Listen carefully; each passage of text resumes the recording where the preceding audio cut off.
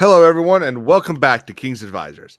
Today, my friend Daimyo here and I are going to be talking about this really good show, The Last Kingdom, and discussing just, what is it we love about this show? Why does this show stand out as opposed to so many other TV shows that we've gotten basically during the same time period? Not the same time period in the show, but in the last, this show started in 2015, and in the last 8 years, we haven't really gotten a lot of great television. So what is it that this show does that stands out and allows us to really just kind of dive into this culture and this time period of history that's so entertaining and fun to live in? So I think within this genre, it does a great job capturing the reality of day-to-day life as a warrior, a knight, priest, etc. The show Mhm. does an excellent job of relaying the ruthlessness of the times and the hardships that people went through, and like what it took to, forge these kingdoms together and just to survive in general is what I think it really does well. I got some questions here, Daimio, to kind of get this ball rolling.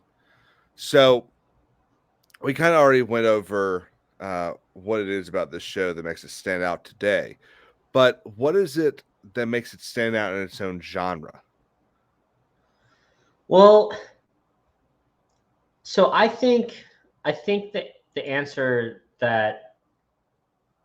I had previously given, I think, kind of wraps up that as well. Okay. Because, in all honesty, I think there are certain aspects of other shows like Game of Thrones and Vikings that do the same thing. It's it's just within this genre specifically, I think it stands out in a more realistic way, Hmm. right? To expand on that, and I find that with the Last Kingdom, I'm not sitting here, questioning whether or not this would happen, right? With Yeah, fictions and there's stuff, believability in this. exactly. Hmm. So I think as a genre, um, that that would be my personal, Yeah. belief as to what attracts me to it. So one of the things I loved about this show, and I still love, because it's anytime I go back and watch it or I kind of look up something about it, it makes me start doing it again, is I was constantly like reading about English history during all of this. I there's that scene in I think it's the third season.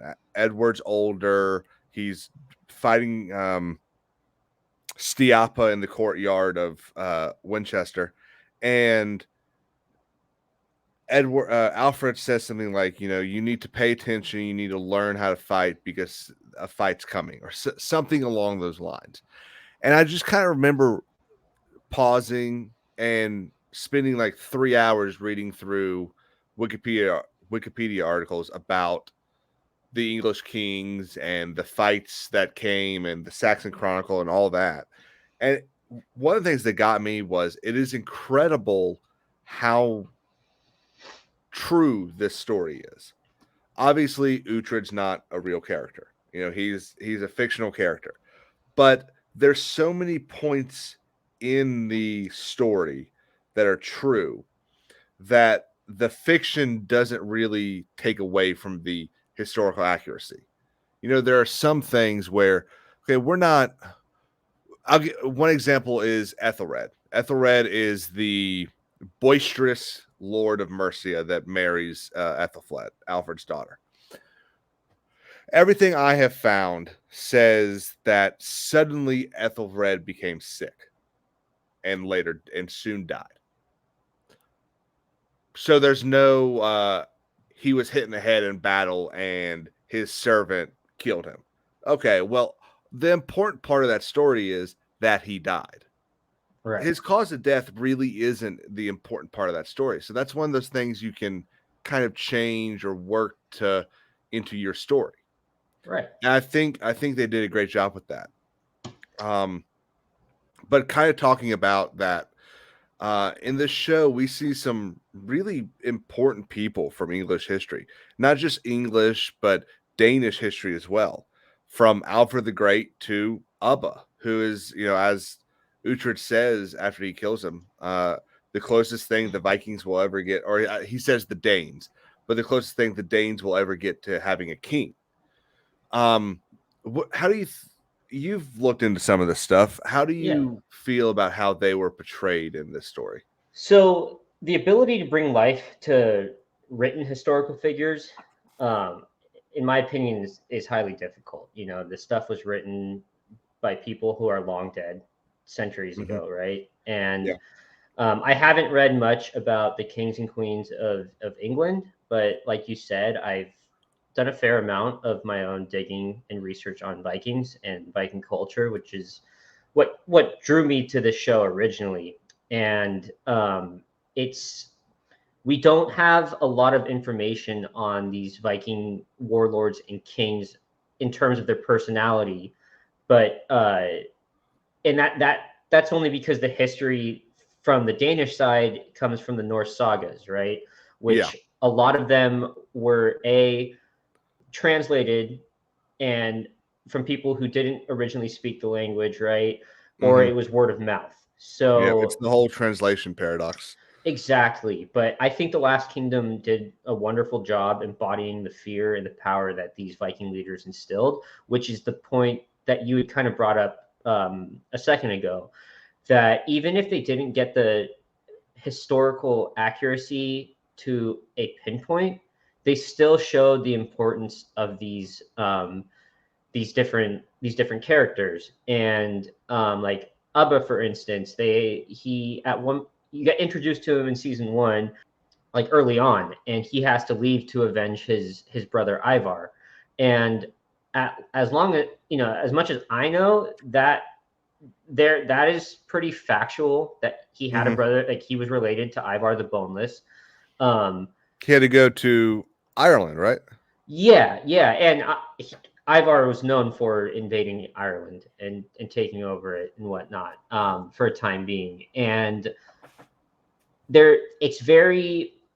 it's not known who is related to who and whatnot, but that is a prominent from the research I've done. That's pretty much the consensus that he definitely was related in some way, shape, or form to Ivar, right? Hmm. But there's other characters that they within this show that have maybe thought to have been related to them as well, like Ragnar. Yeah.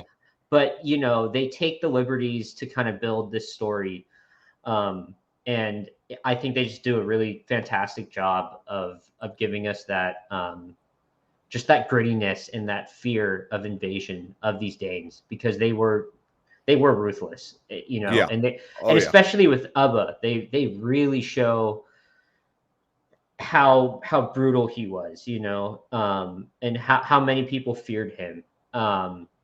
And then with sorry, what Guntram, right? Yes. The Um, Earl Guthrum. so he from what I'm remembering, it is known too that he might have been like one of the first um, Vikings to convert from Yeah. the Norse Yeah. So gods. they make a big point of that at the Right. end of the first season. That's one of the outcomes of uh is it Ephedim? The Battle of Uh, Ephedim that they're yes, at right yes, there? yes. Um, yeah, so they make that is a big thing, and the whole idea that he decided to become you know lazy and sit on his ass then the rest of his life was a big part of why the brothers decided to leave and go do other stuff. Hmm. So, we kind of mentioned it earlier, but so the story follows Uhtred, who is the son of a former king of Northumbria. And so, he gets displaced, adopted by the Danes, grows up a Dane, and eventually starts fighting for the Saxons and later Danes, and then Saxons, Danes, Saxon Dane, all that. So but this is not only Uhtred's story. There's so many other characters in this show, from Alfred the Great to Father Bianca to Brita, um, and some just really incredible performances in this show. Which role would you say helped like build the world even better? Does So that make my sense? yeah, definitely. My personal one of my personal favorites was Aldheim, uh, who was sworn to Ethelred, right? Yes, yeah, he was the captain of his guard. Yeah. So and then becomes sworn to Ethelfled, and I like it. I like his character arc because it's not quote unquote tropey. Mhm. He's introduced as an adversary at the beginning to Uhtred, but he's only doing his duty to whom he's sworn to, Yeah, and ends up befriending Uhtred by the end of the series. And he lasts all the way until Seven Kings Must Die. which we don't need to Um, talk about right now. right, right. But point being though is that is that I think they did a really good job with his story arc of it's not again it's not tropey. He's not an anti-hero. He doesn't go through this redemption arc. He's just following his duties, doing what he's told, and at the time of his introduction, it's just not in line with who Uhtred's sworn to and what Yeah, Uhtred's plan is. But as time goes on, and they Ethelfled and Uhtred's relationship changes. That's really where once they start getting involved, romantically, that's when Aldheim really, I think, starts to become a friend to Uhtred and to trust him more. Because I think before that, he was just some Dane working for Alfred and Edward, yeah, right? And that's kind of what I think is just really good storytelling for a side character that doesn't feel like he's just there, right? Like yeah, exactly, 100% that, they give him a legitimate story arc, which I really and a liked. purpose for being there too. Exactly, which is why I said that, right? It's not, yeah, it's not. I said it just now. It's not tropey. It doesn't feel overdone. Like they Mhm. didn't just insert some random character. Like he actually plays a role in a lot of the Mercia, um, a lot of the storytelling around Mercia. I think Yeah. Mhm. really important character. So for me, I think I have 2, and it's funny because one of them goes for the first season and the other one goes for the rest of the show, and it's Leofrich and Finnan. I love both those So characters. I think Leofrich is the character that I think the show uses to explain the difference between Dane and Saxon, and not the difference between politics and stuff like that, but just the difference between the people. Because Leofrich has a purpose. Leofrich is the sworn man to Oda. Hmm. Um, and the whole deal about Leofrich is I will fight you until I can no longer fight. I will die protecting my homeland. And I think that's a very honorable thing. And the show does a great job with a lot of these characters. Then later it continues with Finnan as well. Except Finnan's entire purpose for being alive is not to defend his homeland, but to defend his master, um, Uhtred. Because Uhtred, in the second season, Uhtred gets basically thrown to slavery, and he ends up on a boat for, I think it's like 8 months or something like that, Yeah. and he is a broken man after that. But there's a scene where Ragnar the younger comes in to save Uhtred and the whole camp from the one-eyed Sven.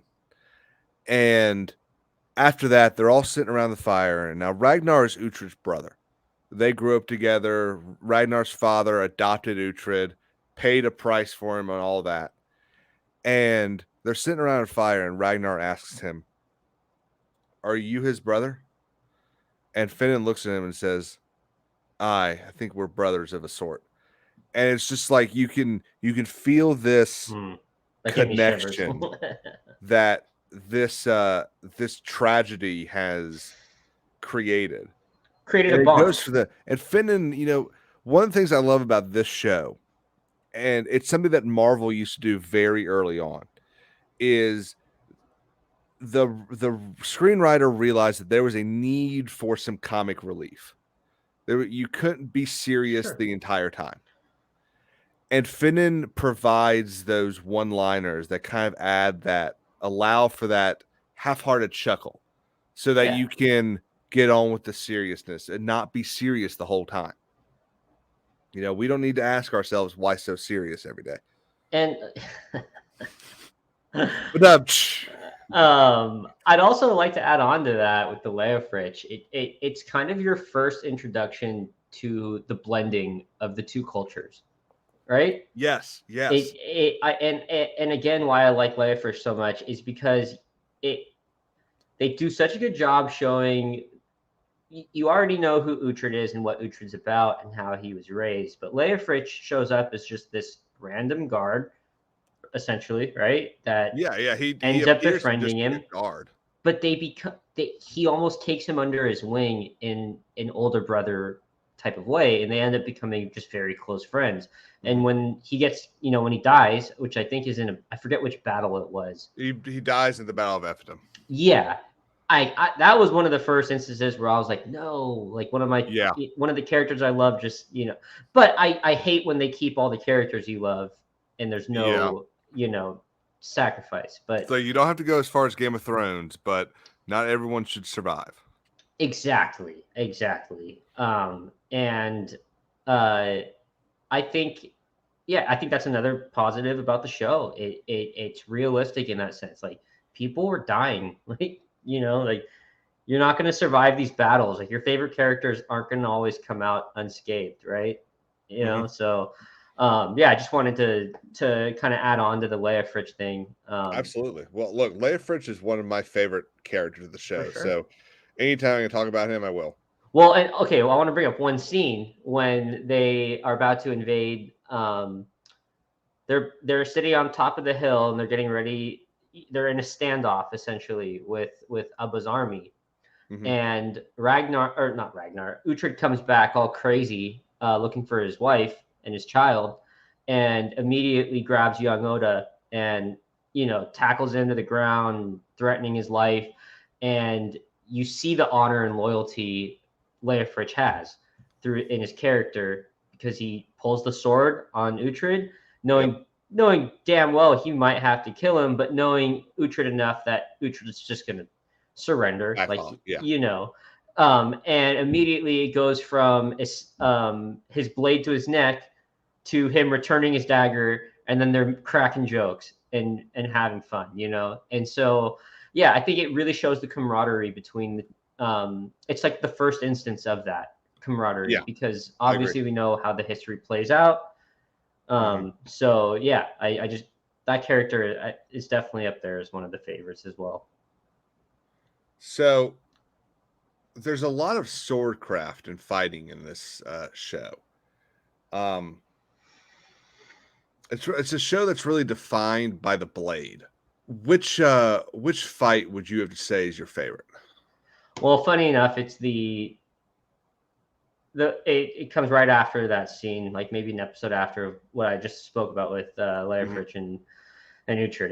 It's Abba versus Uhtred, and it's not doesn't hold any like crazy impact for the story per se. I mean, he defeats it does play a role within that season itself, but the overall arching, like the battle or the fight scene itself doesn't hold, I would say, much significance for the whole show, but just the brutality of that fight, like I could watch that over and over again. Like when he splits, you think he's gonna die, but then he ends up like outsmarting him. Uhtred is on the ground getting overpowered by Abba, and like I previously said in the video that like they do a good job embodying the power that these and the fear that these Vikings instilled, Yeah. and you see that physically. What with Ubba standing over Uhtred, getting ready to chop his head off with his axe, Oh and yeah. Uhtred stabs him in the leg, and then grabs his sword and slices his Achilles heels. And like Oh every single time I watch that, I like not only one like reach for my Achilles heel and rub it, but like like I also just sit there and like the acting is so good by the guy who yeah. plays Abba, because he just falls down in agony and just screams in the air. Such a good battle, and or such a good fight scene, and I really like how they play out that scene after he's already dead and they've taken over the camp, and they talk about how young Oda wants to chop him up into pieces and scatter him and not give him his axe. And for those of you who know Norse mythology, that's like very disrespectful. You don't do that. Mhm. You get buried with your weapon so you can go to Valhalla. And I love that. I just love that how after that fight scene, they kind of go into that Norse culture and whatnot. Yeah. But So that's mine. my sorry, go ahead. No, I was just saying that's my favorite part. Okay. So I think my last question is it's kind of a big one.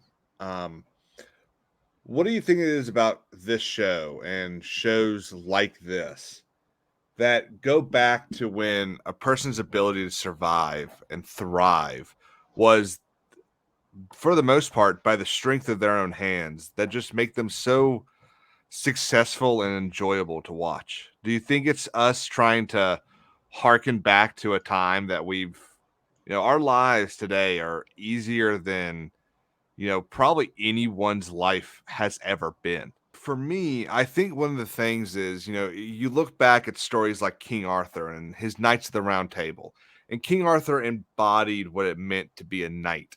He was chivalrous, he had honor, he did what was right. And I think we all at our core want to be good. And I think we realize that in order to be good, we have to have honor and we have to have chivalry ourselves. And so I think these stories keep alive this dream we all have that, maybe we can do this too. Maybe we can be the next Arthur, or we can be the next Lancelot, even though Lancelot fell and wasn't able to curtail the passion that he had for Guinevere. He was still Arthur's best friend and the greatest knight of the area. So I that's kind of what I think. I think these stories instill in us a passion and a hope that we can be better than we are. I think that's a great answer. And me personally, you kind of answered it in the question, that for me personally, I get drawn to this stuff because I like to know the origins of our culture, um, origins of humanity, and I think it's just attractive to the mind to see it visually, or at least a representation of it visually, of how people lived during these times, how Mhm. these different countries were formed. And the English, being American, the United Kingdom's history is just as important, right? Like knowing that stuff, like how and where that journey tracks. And I Yeah. think I think it, we're vastly different than the English, but there's also certain, yeah, there's certain, like you should know that history because a certain part of our culture was built upon that, or No, removing you're ourselves from exactly that. correct with that. We are cousins and we Yeah. should know we should know our family's history basically. Yeah, and and so on another point of, I think shows within the genre, nonfiction and fiction, both is what attracts you to this, is knowing how people live. Like Game of Thrones, even though it's fictional and has magic and dragons, which is, polar opposite to the Last Kingdom, what they have in common, these two shows, is just the realism of the hardships that people went through, and Mhm. how cutthroat you had to be to survive, and how nations fell and how nations were born through essentially war, right? Yeah. So that's what I personally, that's what draws me to this stuff. I like to know, and I also, just to add to that, you'd said something about how easy our lives are.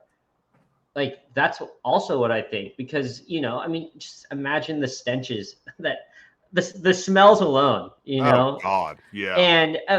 and what the show does a good job is, like, Alfred, who has it easier than most, still deals with sickness and illness, right? Just because they didn't have hygiene back then. Yep. So you take one bite out of something rotten, that could kill you, Mhm. and so that's what I really like watching, a well told story set within this time period, and a good representation of what life would be like back then. Um, Yeah. so that's my draw. Okay. Well, Daimyo, thank you so much for coming. Thanks Of for course. doing this with me. I know we've got the Seven Kings Must Die review coming out in a couple days as well. Everybody go subscribe to the Gatekeepers Daimyo. The link will be in the description. He's a fun guy. We're going to be doing history videos Yep. on his channel. I'm really excited for that. Don't forget to like and subscribe. Comment below, have you seen this show? What's your favorite moment? Things like that. And don't forget to follow us on Twitter at KingsAdvisors_. Thanks, everyone.